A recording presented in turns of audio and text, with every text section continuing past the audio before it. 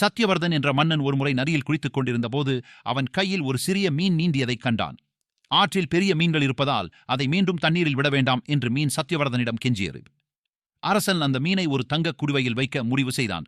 இருப்பினும் சில நிமிடங்களில் மீன் தங்க குடுவையை விட அதிகமாக வளர்ந்தது. எனவே ராஜா அதை ஒரு தொட்டிக்கு மாற்றினார். மீண்டும் மீன் தொட்டியை விட மிகவும் பெரிதாக வளர்ந்தது.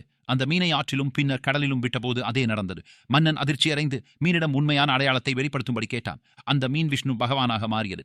அடுத்த 7 நாட்களில் வெள்ளம் வந்து உலகம் அழிந்துவிடும் என்று விஷ்ணு சொன்னார். அதனால் பல்வேறு மூலிகைகள், விதைகள் மற்றும் தானியங்களை சேகரித்து பூமியில் ஒரு புதிய மற்றும் மிகவும் நேர்மையான நாகரிகத்தை நிறுவுவதற்கு வசதியாக 7 முனிவர்களான சப்தரிஷிகளை அழைத்து வருமாறு அரசருக்கு அறிவுறுத்தினார். வரவிருக்கும் வெள்ளத்தின் போது விலங்குகள் மற்றும் சப்தரிஷிகள் உயிர் வாழ்வதற்கான அனைத்து தேவைகளையும் சேகரிக்கக்கூடிய ஒரு படகை கட்டும்படி மன்னருக்கு விஷ்ணு உத்தரவிட்டார்.